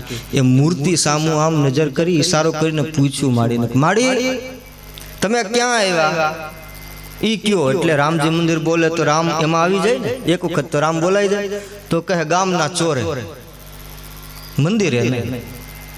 રામ મંદિર ન બોલ્યા એટલે ન બોલ્યા. પછી યુક્તિ કરી છોકરાએ કીધું કે મારી આ જે છે મૂર્તિ સામે નજર કરીને પૂછ્યું એને શું કહેવાય? તો કે ગામ હોય ને આવું હોય. પણ રામ ન બોલ્યા.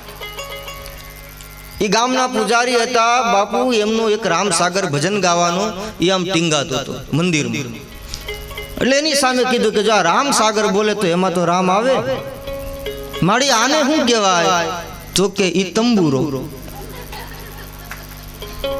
માડી એકના બે નો છે. અને એ માડી અંત વેળાએ હાવ મરણ પથારી ઉપર હતા. ઈ જ માડી ખાટલામાં હતા અને ફળિયામાં એક ઢાળિયામાં વાછડો બાંધેલો. વાછડા પાસે એક સાવણો પડેલો વાછડો છે ને, ઈ ચાવણો ચાવતો હતો. એમાં માડીનો પ્રાણ જવાની ત્યારી કંઠગત થઈ ગયો. માડી કઈ બોલી સરખું સખે નહીં, ખાલી વાહ સા એવું બોલાય. એટલે કઈ સમજાય નહીં. મોટા દીકરો થોડોક શ્રદ્ધાવાન હતો એટલે એને એમ થયું કે માડીને વાસુદેવ ભગવાનનું નામ બોલવું લાગે છે. છેલ્લી વારે જો ભગવાન વાસુદેવનું નામ બોલી જાય તો આ ભવસાગર પાર ઉતરી જાય, ઉદ્ધાર થઈ જાય માનો. એને એવી શ્રદ્ધા. નાનો થોડુંક લોભી હતો ને એટલે એમ થયું કે વારસામાં કંઈક મૂક્યું લાગે એટલે વાસ કંઈક વારસો બતાવવા માંગે છે. એટલે પોતપોતાના સ્વાર્થે ડોક્ટર સાહેબને બોલાવ્યા અને ડોક્ટર સાહેબ આવ્યા, કહે હવે આ માડી જાજુ ટકશે નહીં, એક ઇન્જેક્શન આપું, 1000 રૂપિયા થાય, ખાલી 2-4 શબ્દ બોલી શકશે. મોટો ભાઈ હતો કે ભાઈ 1000 ની સાહેબ 1100 રૂપિયા આપીશ, પણ તમે કંઈક બોલે એવું કરો.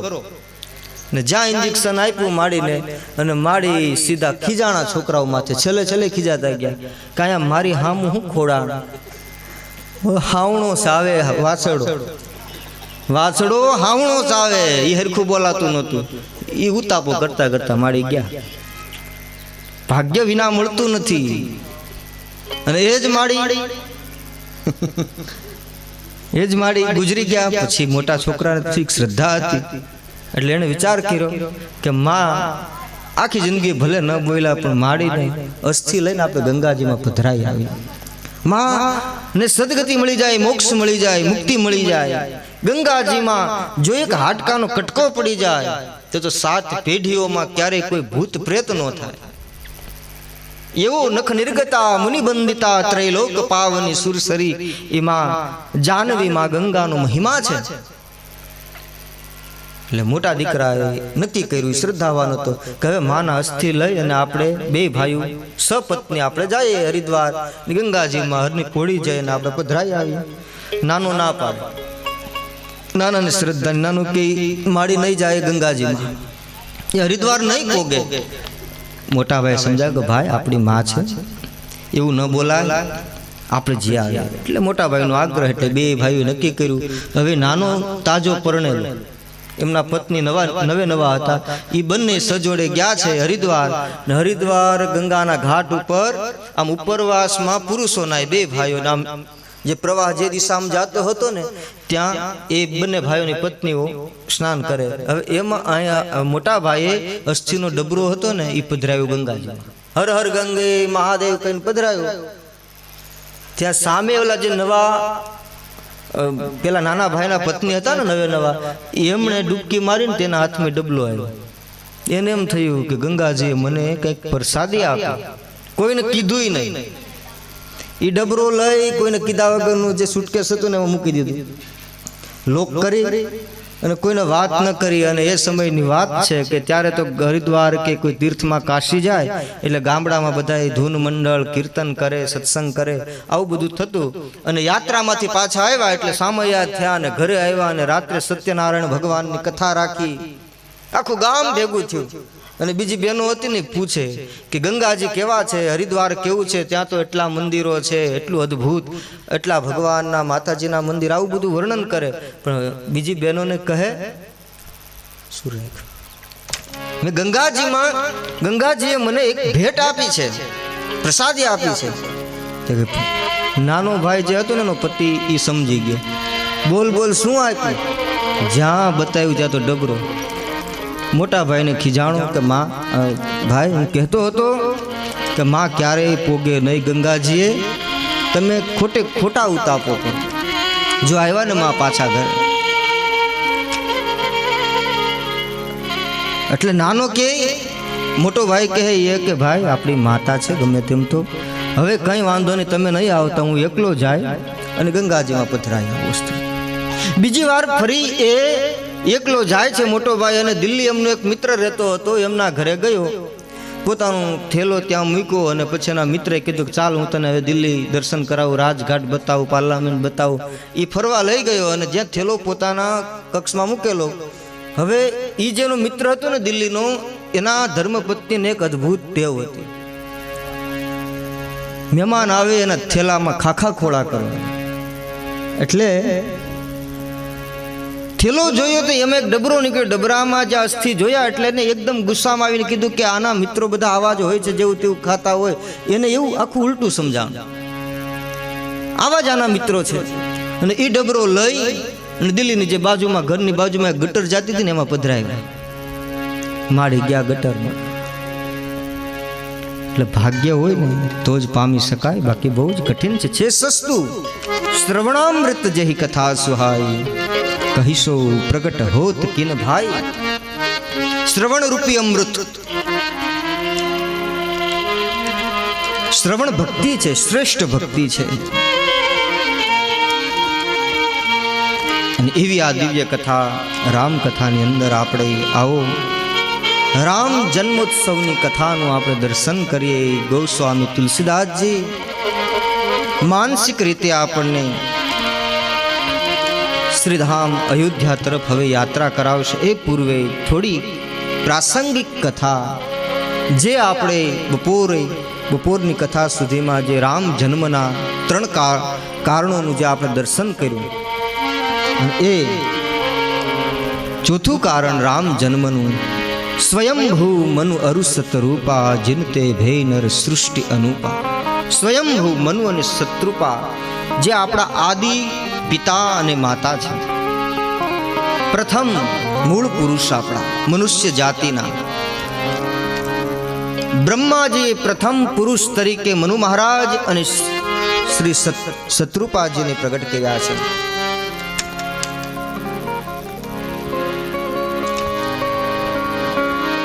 એમને ત્યાં 3 દીકરીઓ અને 2 પુત્રો, પ્રિયવ્રત અને ઉતાનપાદ, આહુતિ, પ્રસૂતિ અને આકૃતિ, દેવહૂતિ, 3 દીકરીઓ, જેનો આખા વંશની કથા શ્રીમદ ભાગવતજીના પ્રારંભથી લઈ અને વિસ્તારથી કહેવામાં આવી છે. ચોથી અવસ્થા આવી મનુ મહારાજની, શત્રુપાજીની, એટલે એમના દીકરાને શાસન સોંપી. એક એ સમયનો નિયમ હતો કે અવસ્થા થાય પછી એ બધું જ રાજપાટ, બધું જ કાર્ય છોડી અને પ્રભુ ભજનમાં એ યાત્રા કરે છે. પ્રભુ ભજન કરવા માટે વન તરફ પ્રયાણ કરે છે. આ એક નીતિ હતી. અને એમ કહેવાય છે શત્રુપાજી અને મનુ મહારાજ વનમાં ગયા, ધેનુમતીના તીરે રહીને એટલું અદ્ભુત તપ કર્યું, એટલા નિયમો, વ્રતો, આચરણ, શરીર એકદમ કૃશ થઈ ગયું, માનો હાડ પિંજરો ઉભા હોય આવું શરીર થઈ ગયું. એટલી સાધના, એટલું તપ કર્યું છે. 12 અક્ષર મંત્રનો જપ કર્યો છે. ઓમ નમો ભગવતે વાસુદેવાય. સાધના વધતી ગઈ, તે 10 દિશામાં ફેલાવા લાગ્યું.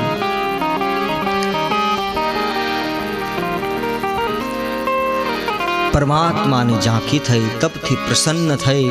નીલ સરોરુહ નીલ મણિ, નીલ નીલ ધર શ્યામ ઘનશ્યામ, લાજહી તન શોભા નિરખી, કોટી કોટી શતકામ. શ્યામલ મૂર્તિ ભગવાન ઠાકોરજીની દિવ્ય ઝાંખી થઈ. મનુ મહારાજ ના તપથી પ્રસન્ન થઈ અને ભગવાને કીધું કે તમે માંગી લ્યો. પ્રભુ પ્રસન્ન થયા. હવે ફરી પાછા જેવા તંદુરસ્ત પુષ્ટ શરીર થયા, માનો કાલ જ આજે જ ઘરેથી આવ્યા હોય એવા ફરી શરીર થઈ ગયા.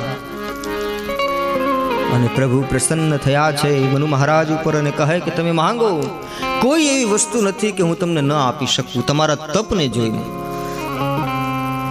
મને મહાદાની ગણી અને ગમે તે તમે માંગી શકો છો, તમારી યોગ્યતા છે. અને મનુ મહારાજ ઈચ્છા વ્યક્ત કરી કે પ્રભુ આપ સમાન મારે ત્યાં પુત્ર થાય. પ્રભુ કહે મારા સમાન? તો કે હા. પ્રભુ કહે આ જગતમાં મારા સમાન બીજું કોઈ નથી. હું અતિ પ્રસન્ન છું મનુ મહારાજ, હું તમારે ત્યાં પુત્ર થઈને આવીશ. જ્યારે તમે ત્રેતા યુગમાં શ્રીધામ અયોધ્યામાં સૂર્યવંશની અંદર મહારાજ દશરથ તરીકે તમે હશો, તમારે ત્યાં હું પુત્ર બની અને પ્રગટ થઈશ. આમ વચન પ્રાપ્ત થયું. મનુ મહારાજ પ્રેમ વિભોર થયા, આંખમાંથી પ્રેમાશ્રુ વહેવા લાગ્યા. કૃતકૃત્ય થઈ ગયો, ધન્ય થઈ ગયો. પછી શત્રુપા માને કહે છે માંગો દેવી માંગો, જે કંઈ માંગો એ હું તમને આપીશ, પ્રસન્ન મનથી માંગો. અને ત્યારે માં શત્રુપાજીએ કેટલું અદ્ભુત માંગ્યું, સુંદર માંગ્યું છે. સોઈ સુખ સોઈ ગતિ સોઈ ભક્તિ સોઈ નિજ ચરણ સ્નેહ. બહુ જ સુંદર માંગણી કરી છે. સોઈ વિવેક સોઈ રહની પ્રભુ, કૃપા કરી અબ દેખો. શ્રીમદ ભાગવતજીમાં મહાભારતની જે પ્રાસંગિક કથા આવે છે એમાં માં કુંતાજી જ્યારે દ્વારકાધીશ જ્યારે હસ્તિનાપુરથી દ્વારિકા તરફ પ્રસ્થાન કરે છે એ સમયે માં કુંતા જે માંગણી કરે છે, અદ્ભુત માંગણી છે. ભગવાનને કહે છે કે હે દ્વારકાધીશ, હે પ્રભુ, સદાયને માટે અમારા ઉપર, મારા પુત્રો ઉપર વિપદા સંકટ આવતા જ રહે. અને જ્યાં આવી માંગણી કરીને ત્યારે દ્વારકાધીશને થોડી વાર આમ ચકિત થઈ ગયા કે આ તમે શું માંગો છો? હજી આ સંકટો, આ વિપદા તમને ઓછી લાગે? કેટલા દુઃખો સહન કર્યા, હજી શું બાકી રહ્યું ભોગવવાનું? તો કહે, હે દ્વારકાધીશ, જ્યારે જ્યારે સંકટો આવ્યા, જ્યારે વિપદાઓ આવી મારા પુત્રો ઉપર, પાંડવો ઉપર, ત્યારે પ્રભુ તમે હાજર રહ્યા છો, તમારું સાનિધ્ય મળ્યું છે, તમારી છત્ર છાયા મળી છે. પ્રભુ અમારે એવું દુઃખ, એવું સંકટ અમને મંજૂર છે કે જેમાં તમારી હાજરી હોય. અમારે તો તમારું સાનિધ્ય જોઈએ. એવું સુખ અમારે નથી જોતું કે જે અમને તમારાથી દૂર કરી દે. મીરાબાઈ કહે ને, સો સુખ પર સિલા પડો જો રામ હૃદય સે જાય, બલિહારી વો દુઃખ કી પલ પલ રામ ભજાય. એની કરતા બલિહારી દુઃખની કે એ દુઃખમાં આપણે રામ ભજન તો કરી શકીએ. એવું સુખ નથી જોતું હે પ્રભુ કે અમે તને ભૂલી જાય. એ સુખ હંમેશા દુઃખ આપનારું હોય છે. જે કુંતા માતાએ માંગણી કરી એવી જ માંગણી આમાં શત્રુપાજીની અદ્ભુત માંગણી રામાયણમાં. પ્રભુ પાસે શું માંગ્યું? સોય સુખ. એવું સુખ હવે તો કઈ માંગવાનું બાકી રહેતું જ નથી. કારણ કે મારા પતિએ તમારી પાસે વરદાન માંગ્યું અને તમે અમારે ત્યાં પુત્ર થઈને આવશો પ્રભુ, તો એ માતાનું સુખ મને જ મળવાનું છે, વાત્સલ્ય પ્રેમ મને જ પ્રાપ્ત થવાનું છે. હવે મારે માંગવાનું બાકી શું રહે? પણ સોય સુખ, એ જ સુખ, સોય ગતિ, એ જ ગતિ, સોય ભક્તિ. કેટલું આમ ભગવાનને ચારેય બાજુથી આમ બાંધી લીધા. અદ્ભુત માંગણી. આ એક દોહા ઉપર આખી રામકથા થઈ શકે 9 દિવસ સુધી. એટલો આધ્યાત્મિક પ્રસંગ, એક એક શબ્દ ઉપર આપણે વિસ્તાર કરી શકીએ. આવા મર્મવાળા શબ્દો માં શત્રુપાજીએ ભગવાનને કીધા. સોય રહની પ્રભુ સોય વિવેક, અબ કૃપા કરી. માં શત્રુપાજીને વરદાન પ્રાપ્ત થયું અને જેના કારણે મનુ મહારાજ દશરથ મહારાજના રૂપમાં, શત્રુપાજીમાં કૌશલ્યાના રૂપમાં, ને ત્યાં પ્રભુ પ્રગટ થયા શ્રીધામ અયોધ્યામાં. આ ચોથું કારણ નિમિત્ત બન્યું રામ જન્મનું. રામ જન્મનું પાંચમું કારણ ગોસ્વામી તુલસીદાસજી માનસમાં લખે છે. આમ તો 5 કારણો મુખ્ય બતાવ્યા છે, પણ એમાં 4 કારણોમાં તો માત્ર શ્રાપ છે. શ્રાપના લીધે ભગવાન આવે છે, અને એક જ કારણ છે, અને આ મનુ અને શત્રુપાનું કે જેમાં વરદાન છે. 5મું કારણ બતાવતા ગોસ્વામીજી કહે છે, વિશ્વ વિદિત એક કઈ કઈ દેશુ, સત્ય કેતુ જહ બસઈ નરેશું. વિશ્વ વિદિત પ્રસિદ્ધ એવું એક સામ્રાજ્ય, સત્યકેતુ નામનો રાજા ત્યાં શાસન કરે છે. જેમને 2 સંતાનો છે, પ્રતાપ ભાનુ અને અરિમર્દન. એમનો એક મંત્રી છે જે ધર્મરુચિ નામનો, ધર્મપૂર્વક ન્યાય નીતિથી પોતે પ્રજાપાલક રાજા છે, ધર્મનિષ્ઠ છે. ચોથી અવસ્થા થઈ સત્યકેતુની, એટલે એમના દીકરાને પ્રતાપ ભાનુને શાસન સોંપી અને પોતે વન તરફ પ્રભુ ભજન કરવા માટે જાય છે. હરેક પ્રસંગો તમે જુઓ, આ એક અવસ્થાનું કામ કરે છે. સંત કહી અસી નીતિ દસાનન, ચૌથે પન જાઈ નૃપ કાનન. ચોથી અવસ્થામાં એ નૃપ એટલે રાજા, એ વન તરફ, કાનન એટલે વન, વનમાં પ્રસ્થાન કરે છે. પ્રતાપ ભાનુને શાસન સોંપ્યું અને પછી પ્રતાપ ભાનુ પણ એના પિતાના રસ્તે સત્યના માર્ગે ચાલે છે, ધર્મથી યુક્ત રાજ્ય વ્યવસ્થા ચલાવે છે. સંતોનું સન્માન કરે, બ્રાહ્મણોને આદર આપે, હરેકને પ્રજાપાલક રાજા છે, દયાવાન રાજા છે. એની સમૃદ્ધિ વધવા લાગી, સંપત્તિ વધવા લાગી, યશ કીર્તિ 10 દિશામાં ફેલાવા લાગી, અને આખા જગત ઉપર જેમને સામ્રાજ્ય સ્થાપ્યું છે, દિગ્વિજય કર્યો. 7 સમુદ્ર ઉપર એક જ ચક્રવર્તી રાજા પ્રતાપ ભાનુનું શાસન સપાણું કઈ દેશની અંદર. પણ એક દિવસ એ પ્રતાપ ભાનુ થોડા સૈનિકોને સંગમાં લઈ અને વનમાં વિહાર કરવા જાય છે. એમાં એક ભયંકર મોટા વરાહ રૂપને, એક સુવરને જોયું. જેના દાંત એકદમ તીક્ષ્ણ હતા, એ જોઈ અને રાજા તરીકે એને ચિંતા થઈ, કારણ કે રાજાનો ધર્મ છે કે પ્રજાનું રક્ષણ. એને એમ થયું કે આ હિંસક પ્રાણી છે અને આ જો વનની અંદર આપણા નગરની અંદર આવશે તો લોકોને પરેશાન કરશે, હેરાન કરશે, એટલે એનો શિકાર કરવા માટે એની પાછળ જાય છે. પણ એ કોઈ પ્રાણી નહોતું, પણ મૂળમાં એ રાક્ષસ હતો, જેનું નામ હતું કાલકેતુ. માયાવી રૂપ ધરી અને વનમાં એ ફરતો હતો. પ્રતાપ ભાનુ રાજાએ જ્યારે દિગ્વિજય કર્યો, બધા રાજ્યોને જીત્યા, એમાં એ પણ હારી ગયેલો એમની સાથે. અને ત્યાર પછી પ્રતાપ ભાનુના ડરથી એ માયાવી રાક્ષસ રૂપ બદલાવી અને વનની અંદર ફેરા કરતો. વનની અંદર ગયા, પ્રતાપ ભાનુ એની પાછળ પાછળ જાય છે, પણ એ માયાવી એ વરાહ વારંવાર નિશાન ચૂકી જાય, હથિયારનો પ્રહાર થતો નથી અને અઘોર વનની અંદર લઈ જાય છે. માર્ગ ભટકી ગયા પ્રતાપ ભાનુ રાજા, અને હવે એકદમ કોઈ દિશા સૂઝતી નથી, કોઈ માર્ગ દેખાતો નથી, અને એ કોઈ માર્ગ જડતો નથી. ત્યારે ચિંતામાં પીડા છે પ્રતાપ ભાનુ રાજા. એકદમ તૃષિત થયા, દુઃખી થયા, ભૂખ લાગી છે, તરસ લાગી છે. આજુબાજુ જોયું તો એક કોઈ આશ્રમ જેવું દેખાયું. આશ્રમ જોયું એટલે એને એમ થયું કે અહીંયા કોઈ ઋષિ રહેતા હશે, ચાલ હું ત્યાં જાઉં.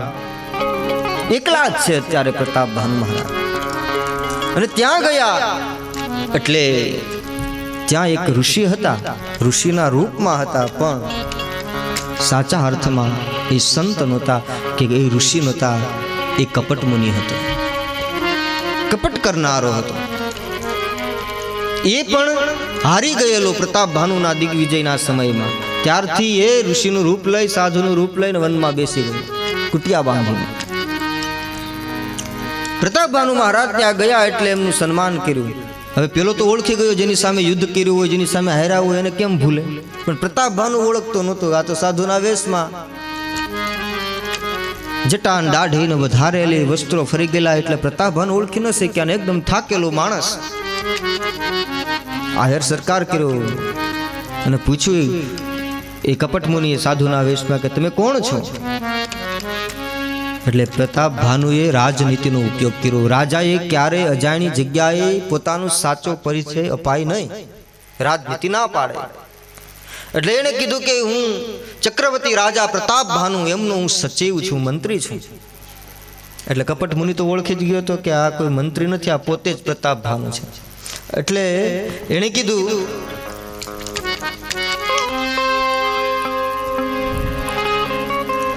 પ્રતાપ ભાનુ, તમે બહુ ચતુરાઈ કરો છો રાજા, પણ હું ત્રિકાલજ્ઞ છું, ત્રણેય કાળને જાણનાર છું. ત્રણેય કાળને હું જાણું છું.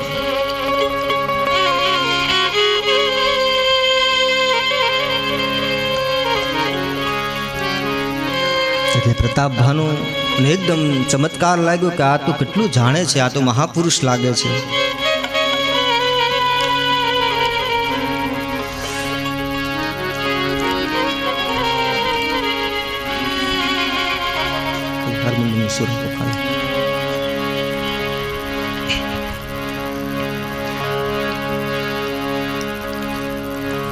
પ્રતાપ ભાનુ ઓળખી ગયો. પ્રતાપ ભાનુને ઓળખી ગયો પેલો કપટ મુનિ, અને પરિચય પૂછ્યો, તમે તમારું નામ શું મહારાજ? તો કે મારું નામ એકતન. એકતન, એકતનનો અર્થ શું? તો કહે આ એક શરીર બ્રહ્માજીએ જ્યારથી આ સૃષ્ટિની રચના કરી ત્યારથી બિલકુલ પેલી વેલું આ મારું તન બનાવ્યું, ત્યારથી મારે કોઈ દિવસ આ તનને બદલવું પડતું નથી, ક્યારે મારે આ શરીરને છોડવું પડતું નથી, એટલે મારું નામ એકતન. પ્રતાપ ભાનુ તો એકદમ એના પ્રભાવમાં આવવા લાગ્યો અને કહે છે કે તું કહે છે કે હું મંત્રી છું, પણ તું મંત્રી નથી, તું તો સ્વયં પ્રતાપ ભાનુ છે. હું તને ઓળખી ગયો મારી સાધનાથી, મારા તપથી. માંગી લે આજ હું તને શું આપું, મારું હૃદય આજ તારી ઉપર પ્રસન્ન થયું છે. જેમ કોઈ બાળક ઉપર એક માનું હૃદય વાત્સલ્યથી ભરાઈ જાય એવી રીતે આજ હું તને કંઈક આપવા ઈચ્છું છું, કંઈક માંગી લે. હવે જ્યાં માંગવાની વાત આવી, હવે પ્રતાપ ભાનુ પાસે માંગવાનું હવે બાકી શું હતું? ભગવાનની કૃપા હતી. ચક્રવર્તી રાજા, સપ્ત સમુદ્ર ઉપર પોતાનું શાસન, બધી જ સંપત્તિ, ઐશ્વર્ય, હવે આને માંગવાનું બીજું શું હોય? પણ જીવનો સ્વભાવ છે ને માંગ્યા વિના રહી શકે જ નહીં. અરે માંગ્યું કે 100 કલ્પ સુધી મારું શાસન રહે, હું અમર થઈ જાઉં. એટલે કપટ મુનિએ તો બધા તથાસ્તુ જ કરી દીધા. હવે એને તો કઈ આશીર્વાદ લેવા જવાના નહોતા, કઈ સાધના નહોતી. જે માંગી તથાસ્તુ તથાસ્તુ, જેટલું માંગણી કરી બધું જ એને સમર્પિત કરી દીધું, વરદાન આપી દીધું. પણ પછી કહે એક કામ કરવું પડશે. તો કહે શું? કે બ્રાહ્મણોને વશ કરવા પડશે. રામાયણમાં આવું લખ્યું છે. બ્રાહ્મણો વશ કેવી રીતે થાય મહારાજ? તો કહે બ્રાહ્મણો વશ થાય ભોજનથી, અને ભોજન કરાવે. અચ્છા, પણ એમાં યુક્તિ એવી કરવી પડશે કે આજથી ત્રીજા દિવસે તું ચિંતા ન કરી શકે.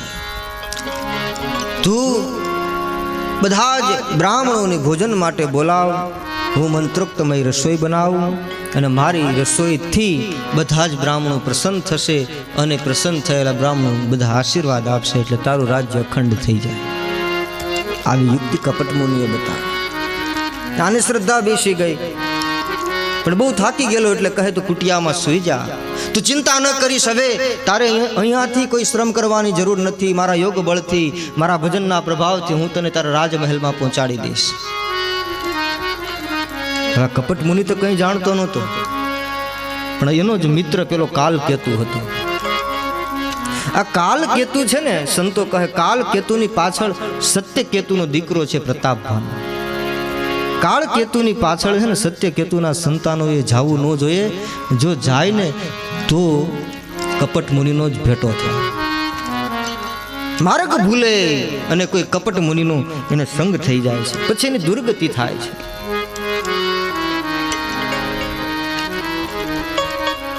પ્રતાપ ભાનુ રાજા કુટિયામાં જઈને સૂઈ ગયા. એમાં પેલો વરાહના રૂપમાં રખડતો કાળકેતુ આવ્યો. એ કપટ મુનિનો મિત્ર કહે કે તને ખબર છે હમણાં આપણો દુશ્મન આ વનની અંદર પણ ફરે છે. એટલે કપટ મુનિ કહે બહુ ધીરે ધીરે બોલ, અંદર જ સુવડાવ્યો છે, કુટિયામાં સૂતો છે. ને આ રીતે આખી યુક્તિ મેં એને કીધી છે. માણ આપણને અવસર મળ્યો છે, મોકો આવ્યો છે, આજે આપણે બદલો લેવાનો.